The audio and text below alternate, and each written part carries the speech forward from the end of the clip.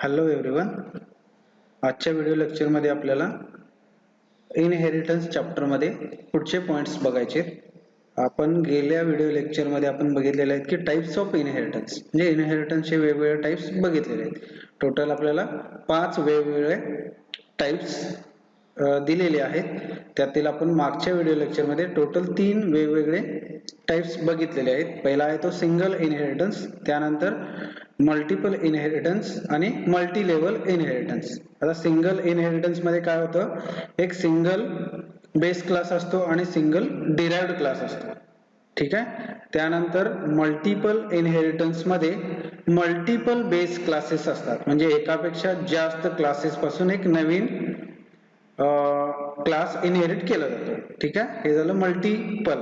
त्यानंतर multi level inheritance मध्ये वेगवेगळ्या लेवल्स असतात, म्हणजे एका क्लास पासून एक नवीन क्लास क्रिएट केला जातो. त्या नवीन क्लास क्रिएट केलेल्यापासून आणखी एक दुसरा नवीन क्लास क्रिएट केला जातो, म्हणजे स्टेप बाय स्टेप एक एक नवीन क्लासेस क्रिएट केले जातात. तर त्याला काय म्हणू शकतो आपण, मल्टी लेवल इनहेरिटन्स.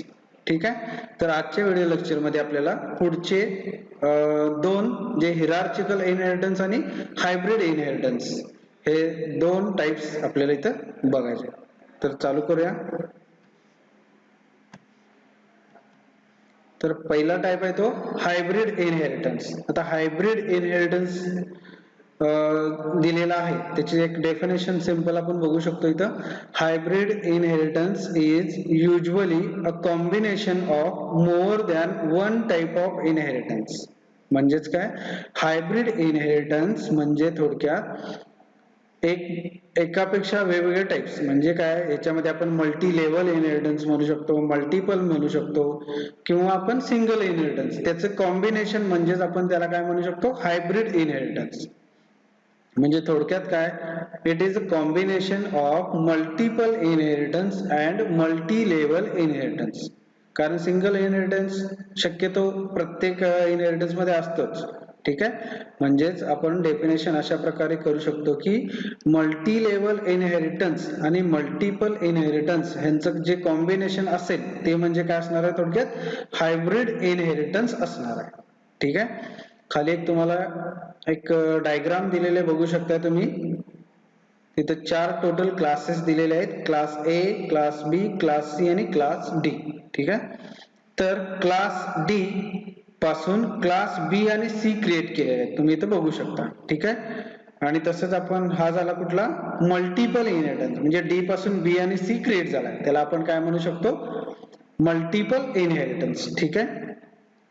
तर क्लास डी पासून बी क्रिएट केलाय आणि बी पासून ए क्रिएट केलाय, तर त्याला आपण काय म्हणू शकतो, मल्टी लेवल इनहेरिटन्स. ठीक आहे. थोडक्यात म्हणजेच काय, it is a combination of multiple and multi level inheritance.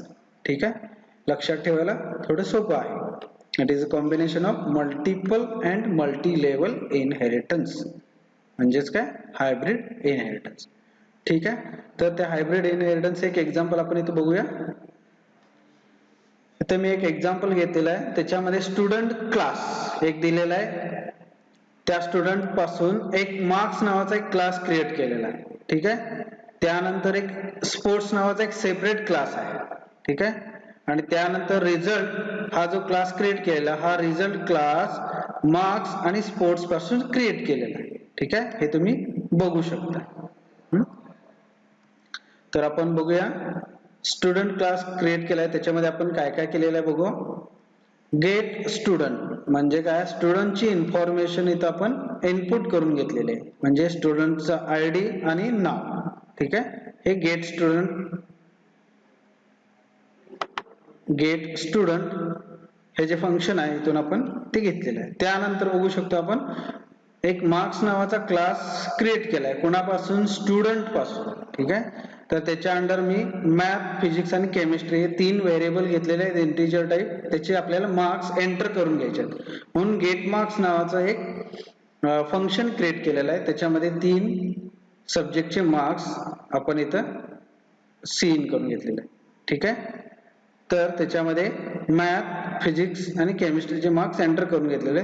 त्यानंतर स्पोर्ट्स नावाचा एक सेपरेट क्लास केलाय, हा क्लास कोणापासूनही इनहेरिट केलेला नाहीये. ठीक आहे. म्हणून इथं आपण कोलन पब्लिक स्टुडंट वगैरे किंवा पब्लिक मार्क्स असं काही लिहिलेलं नाही आहे. ठीक आहे, हा क्लास सेपरेट आहे.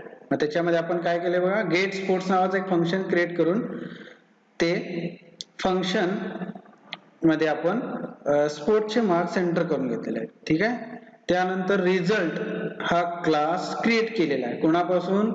मार्क्स नावाचा क्लास आणि स्पोर्ट्स नावाच्या क्लास पासून एक नवीन क्लास क्रिएट केलेला आहे रिझल्ट. म्हणून इथं आपण काय म्हणू शकतो, मल्टिपल इनहेरिटन्स इथं म्हणू शकतो.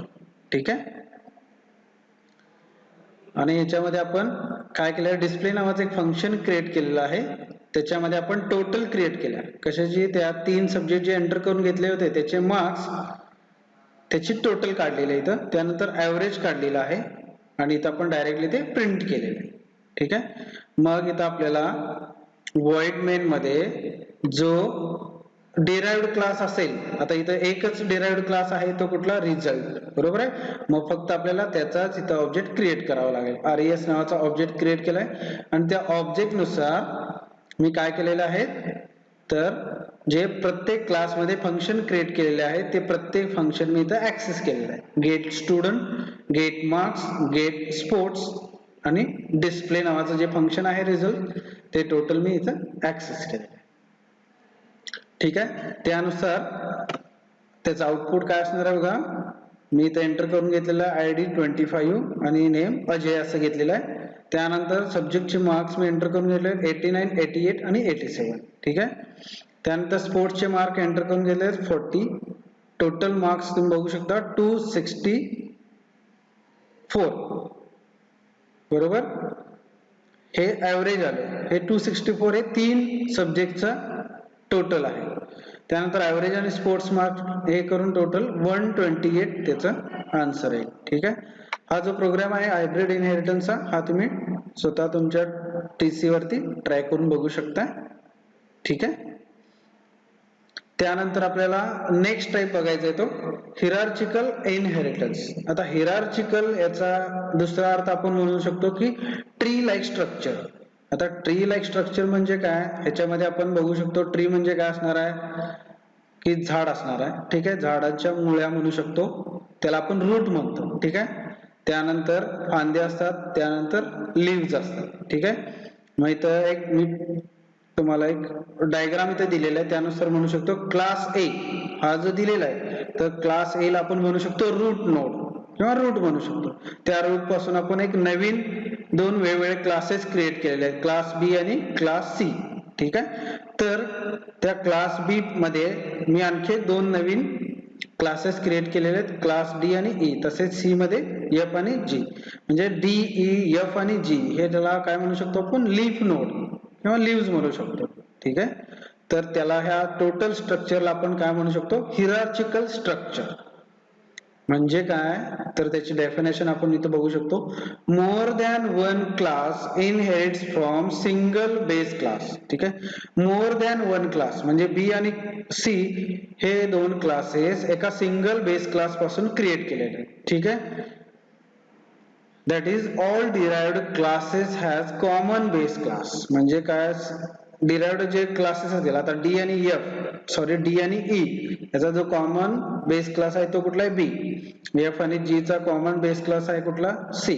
आणि सी आणि बी चा कॉमन क्लास कुठला आहे, तर ए. बरोबर, हे तुम्ही बघू शकता. ठीक आहे, हे याला काय म्हणू शकतो आपण, हिरार्चिकल स्ट्रक्चर. लक्षात येईल. तर त्यासाठी आपण एक एक्झाम्पल बघू शकतोय. आता इथे दिलेला आहे मी हिरार्चिकल इनहेरिटन्स म्हणजे काय, तर ते आपण आत्ताच बघितलेलं आहे की डायग्राम नुसार तुम्ही इथे बघू शकता. क्लास ए, त्यानंतर क्लास बी हा ए पासून क्रिएट केलेला आहे, परत सी हा ए पासून क्रिएट केलेला आहे. बरोबर, तर त्याला आपण काय म्हणू शकतो, हिरार्चिकल. ठीक आहे, तरी मी क्लास ए मध्ये गेट डेटा हे फंक्शन घेतलेलं आहे, बी मध्ये प्रॉडक्ट हे फंक्शन घेतलेलं आहे आणि सी मध्ये सम हे फंक्शन घेतलेलं आहे. गेट डेटा मध्ये एक्स आणि वाय चे व्हॅल्यू ऍक्सेप्ट करून घेतलेले आहेत, प्रॉडक्ट मध्ये त्या एक्स आणि वाय चा प्रॉडक्ट क्रिएट केलेला आहे आणि सम मध्ये काय एक्स आणि वाय चे ऍडिशन क्रिएट केलेलं आहे. ठीक आहे, तर इथं आपल्याला हिरार्चिकल इनहेरिटन्स मध्ये टोटल 2 डिराइव्हड क्लास किंवा 2 पेक्षा जास्त डिराइव्हड क्लास क्रिएट केलेले आहे. ठीक आहे. म्हणून मी सांगितलेलं मागच्या लेक्चरमध्ये पण की जेवढे डिराइव्हड क्लास क्रिएट करतात तेवढे प्रत्येक डिराइव्हड क्लासचा इथं आपल्याला ऑब्जेक्ट क्रिएट करावा लागतो. ठीक आहे. तर इथं मी दोन डिराइव्हड क्लास क्रिएट झालेले आहेत, बी आणि सी. मग बी साठी ऑब्जेक्ट क्रिएट केला आणि सी साठी पण ऑब्जेक्ट क्रिएट केलेला आहे. ठीक आहे. मग एका ऑब्जेक्ट साठी जेवढे सगळे फंक्शन्स क्रिएट केलेले आहेत, म्हणजे कुठले बघू शकता तुम्ही, गेट डेटा हे फंक्शन कुणाचं आहे, ए चं, ए क्लासचं. प्रॉडक्ट हे फंक्शन कुणाचं आहे, तर बी क्लास आहे. म्हणून बी साठी ए आणि बी ह्या दोन क्लासचे फंक्शन्स मला इथं ऍक्सेस करावे लागतील. आणि सी साठी काय करावे लागतील, क्लास ए आणि क्लास सी चे जे फंक्शन्स असतील ते क्लास सी च्या ऑब्जेक्टनी मला ते ऍक्सेस करावे लागतील. म्हणजे थोडक्यात काय, क्लास ए चे जे फंक्शन्स असतील ते रिपीट होतील. म्हणजे क्लास बी साठी आणि क्लास सी साठी क्लास ए चे जे फंक्शन्स असतील ते कॉमन असतील. ठीक आहे. तर ह्या प्रोग्रामचं जे आउटपुट असणार आहे इथं मी ते दिलेलं आहे. तुम्ही बघू शकता, व्हॅल्यू ऑफ एक्स आणि वाय तिथं 2 आणि 3 असं दिलेलं आहे. त्याचा प्रॉडक्ट 6 येईल. सेम व्हॅल्यू 2 आणि 3, त्याची समेशन किती येईल, 5. ठीक आहे. हा जो प्रोग्राम मी इथे दिलेला आहे, हा प्रोग्राम तुम्ही हिरार्चिकल इनहेरिटन्स साठी ट्राय करू शकता. ठीक आहे. त्यानंतर एक लास्ट पॉइंट आहे आणि खूप महत्वाचा पॉइंट आहे इनहेरिटन्सच्या दृष्टीने. तर त्याला आपण काय म्हणू शकतो, डायमंड प्रॉब्लेम. आता हा डायमंड प्रॉब्लेम काय आहे इथं आपण बघू शकतो. आता एक डायग्राम दिलेला आहे, तुम्ही इथं बघू शकता. ह्या डायग्राम मध्ये टोटल 4 क्लासेस दिलेले आहेत, पर्सन, फादर, मदर आणि चाइल्ड. ठीक आहे. तर हे काय दिलेलं आहे बघा, we have a child class inheriting 2 classes father and mother. ठीक आहे.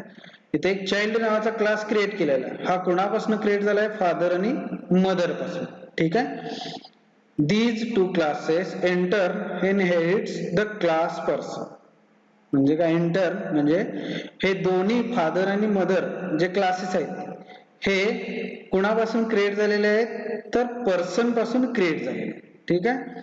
मग या दोन फादर आणि मदर क्लासेस पासून एक नवीन चाइल्ड क्रिएट झाला. ठीक आहे. तर ह्याला आपण म्हणू शकतो की हा जो आहे तो डायमंड आहे. ठीक आहे. ऍक्च्युअल मध्ये ह्या डायमंड मध्ये काय प्रॉब्लेम असणार आहे, तर ते आता आपण बघूया. Class child inherits the traits of class person twice. ठीक आहे. याचा अर्थ काय, जर चाइल्ड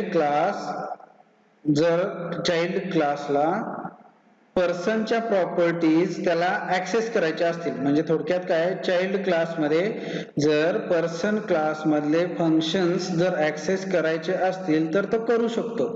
पण प्रॉब्लेम काय आहे, तर तो फंक्शन ऍक्सेस करू शकतो व्हाया फादर क्लास और व्हाया मदर क्लास. म्हणजे काय, समजा पर्सन मध्ये एक फंक्शन असेल डिस्प्ले नावाचं. ठीक आहे. फक्त कन्सिडर करा, पर्सन मध्ये डिस्प्ले नावाचं जे फंक्शन असेल तर ते चाइल्ड मध्ये घ्यायचं असेल तर ते आपण व्हाया फादर घेऊ शकतो अथवा व्हाया मदर क्लास घेऊ शकतो. ठीक आहे. पण प्रॉब्लेम काय होतो, इकडून येणारे एक कॉपी आणि इकडून येणारे म्हणजे फादर क्लास कडून येणारी कॉपी आणि मदर क्लास कडून येणारी कॉपी सेम असणार आहे. फक्त काय होणार आहे, एकापेक्षा 2 कॉपीज क्रिएट होणार आहे. म्हणजे काय, पर्सनची जी प्रॉपर्टी असेल ती 2 वेळा इनहेरिट होईल. ठीक आहे. पण आपल्याला एकदाच हवी आहे, पण ती आपण घेऊ शकत नाही. म्हणून त्याला काय म्हणतो आपण, डायमंड प्रॉब्लेम. ठीक आहे.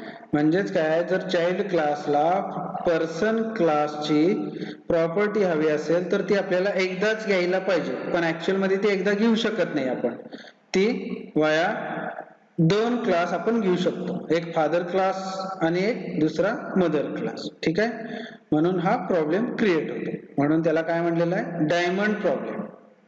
ठीक आहे. त्याला काय म्हटलेलं आहे, डायमंड प्रॉब्लेम. तर हा डायमंड प्रॉब्लेम आपण सॉल्व्ह करू शकतो. ठीक आहे. तर तो कसा करायचा, तर त्याच्यासाठी आपल्याला एक नवीन कन्सेप्ट आहे. तर ती कन्सेप्ट आहे ती आपल्याला नेक्स्ट व्हिडिओ लेक्चर मध्ये इन डिटेल बघायचे. ठीक आहे. हे झालं टोटल डायमंड प्रॉब्लेम. त्यानंतर आपण काय बघितलेलं आहे, हिरार्चिकल इनहेरिटन्स आणि हायब्रिड इनहेरिटन्स बघितलेलं आहे. ठीक आहे, आजच्या लेक्चरमध्ये आपण इथंच थांबूया. थँक्यू.